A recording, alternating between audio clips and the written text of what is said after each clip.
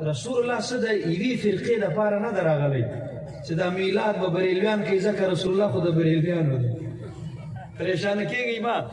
دغو نومانو باندې مه پریشانه کېږئ پښتون چې کوم ده پښتون چې وینه یې د پښتانه وي هغه له دې شیانو نه یوې خواته ده دا دیوبندي ده دا بریلوي ده دا پلانکی ده او دا پلانکی ده نه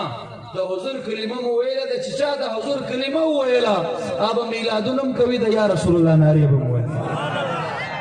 چا په وجه چې تا ته ویل کېږي دا پلانکی ده او دا پلانکی ده اعلی حضرت شاه امام احمد رضا خان دا پښتون ده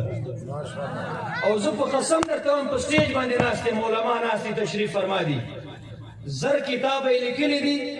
په زرو کتابو کې په یو کتاب کې هم ځان ته بریلوي نه دي ویلي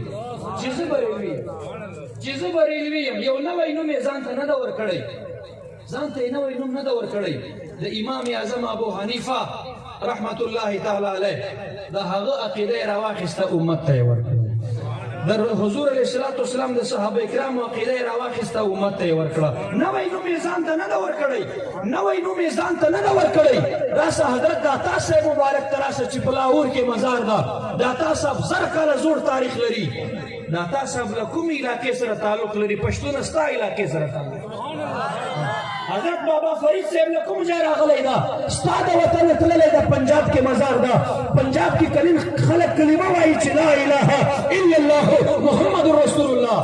دا فیضان د حضرت د عطا صاحب مبارک ده دا فیضان د حضرت بابا فرید صاحب ده دا فیضان د اعلی حضرت شاه محمد رضا خان ده و که ته ځان ورنه یوې خواته کوې ته ګرم یې ولیان خو نه دي ګرم